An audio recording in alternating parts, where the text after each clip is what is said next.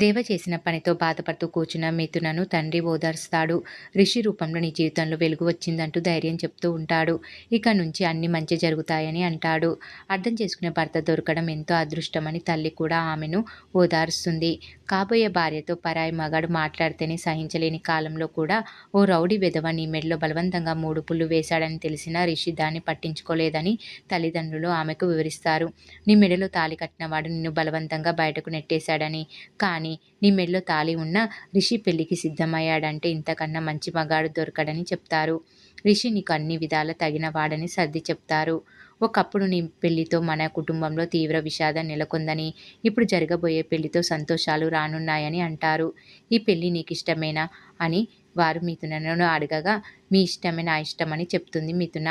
పెళ్ళైన వెంటనే భర్తతో కలిసి అమెరికా వెళ్ళిపోవచ్చని, అక్కడ ప్రశాంతంగా ఉండొచ్చని భరోసా ఇస్తారు తల్లిదండ్రులు. ఇక మిథునను దూరం చేసుకున్న దేవ ఆమె గురించే తలుచుకుని బాధపడుతూ ఉంటాడు. ఆ సమయంలోనే భాను పదే పదే దేవకు ఫోన్ చేస్తూ ఉంటుంది. తను బిజీగా ఉన్నానని చెప్పినా ఎందుకు విసిగిస్తున్నావంటూ భానుమతిపై దేవ మండిపడతాడు. నేను మీ ఇంటి ముందే ఉన్నానని, వెంటనే డోరు తెరవాలని భాను చెప్తుంది.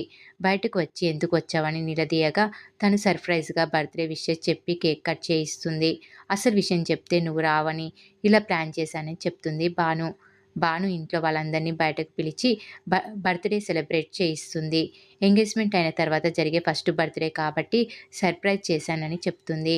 తల్లిదండ్రులు చెప్పడంతో భాను తెచ్చిన కొత్త డ్రెస్ వేసుకొని వచ్చి దేవ కేక్ కట్ చేస్తాడు. సరిగ్గా అప్పుడే మిథునతో చేసుకున్న బర్త్డే సెలబ్రేషన్లు దేవకు గుర్తుకు వస్తాయి. అటు మిథున కూడా దేవని తలుచుకుంటూ శివపార్వతుల బొమ్మ గీస్తుంది. అప్పుడే అక్కడికి రిషి వచ్చి పెయింటింగ్ గురించి మెచ్చుకుంటాడు. భార్యాభర్తల బంధం గురించి శివపార్వతులను చూపి రిషికి చెప్తుంది మిథున. భార్యాభర్తల బంధంపై మిథునకున్న ఆలోచనలు చూసి ఋషి ముగ్ధుడవుతాడు. తను భార్యగా దొరకడం ఎంతో అదృష్టంగా భావిస్తాడు. అప్పుడే మిథునను తీసుకొని సిటీ టూర్కు వెళ్తానని ఆమె తండ్రిని అడుగుతాడు. మిథున అన్న చెల్లితో పాటు తల్లిదండ్రులందరూ ఓకే అంటారు. నువ్వు కూడా ఇంట్లో నుంచి బయటకు వెళితే కొంత రిలాక్స్గా ఉంటావని చెప్తారు. ఇంట్లో అందరూ ఓకే చెప్పడంతో వాళ్ళిద్దరూ బయలుదేరుతారు. ఇది చూసి త్రిపురకు ఒళ్ళు మండిపోతుంది.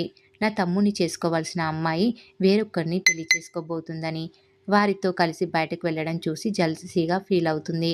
ఆమెను భర్త రాహుల్ వారిస్తాడు. అయితే మిథునను తీసుకొని రిషి ఎక్కడికి వెళ్తున్నాడనేది ఉత్కంఠగా మారింది. మరి ఏం జరగబోతుందనేది రాబోయే ఎపిసోడ్లో తెలుసుకుందాం. ఈ వీడియో కనుక మీకు నచ్చినట్లయితే లైక్ చేయండి, షేర్ చేయండి, సబ్స్క్రైబ్ చేయడం మాత్రం మర్చిపోకండి. Please subscribe.